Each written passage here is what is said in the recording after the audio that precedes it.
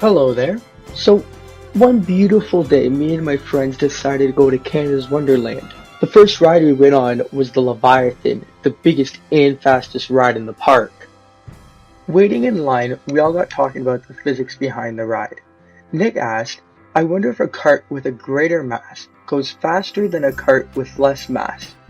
Then we all got thinking. The Bruni man knew the answer.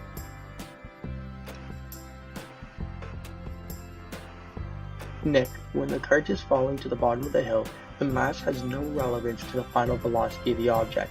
If you take a look at the equations, to calculate E1 you need to use E equals mgh, and E2 equals 1/2 mv squared. By understanding the conservation of energy, we know that E1 equals E2, therefore the combined equation is mgh equals 1/2 mv squared. When we look at the equation, we see that mass is constant on both sides, meaning that they will cancel each other out. The new equation will be B equals 2gh, mass having no relevance on the equation at all. Impressed that Bruniman was able to give him an answer, he asked another question. Bruniman, what is the efficiency of the ride, and how much of the energy is lost? The Bruni man started to explain. Well, if the acceleration of gravity is 9.8 meters per second squared, and let's say the mass of the cart is 600 kilograms, and the initial velocity is 1 meter per second, the energy at the top of the hill is mgh plus 1/2 mv squared, which would equal 5.5 times 10 to the 5 joules of energy. Due to the conservation of energy, E2 equals 5.5 times 10 to the 5 joules, making the cart go 43 meters per second, 155 kilometers per hour at the bottom of the hill.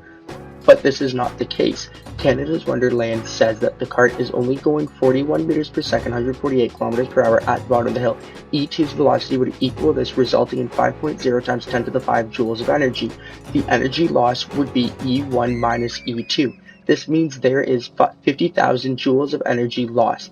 The efficiency is calculated from E out over E in, showing the efficiency of the roller coaster is 91%. At this point, Nick was mind-blown with how much the Bruni man knew about the Leviathan ride. He wanted to ask one more question. Assuming all the energy is lost to friction, what is the coefficient of friction?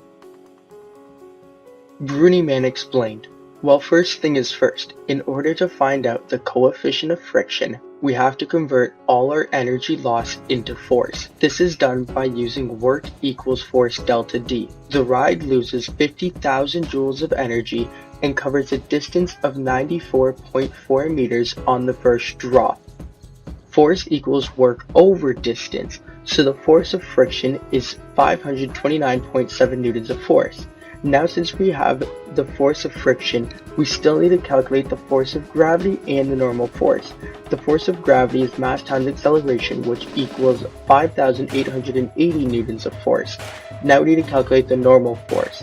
If this was on flat ground, we know that the normal force equals the force of gravity, but we're not on flat ground. To calculate the normal force, we have to look at the breakdown of the force of gravity. In this case, the normal force equals force gravity 1. The force gravity 1 is equal to cosine theta times force of gravity. The normal force is 1021.1 newtons of force.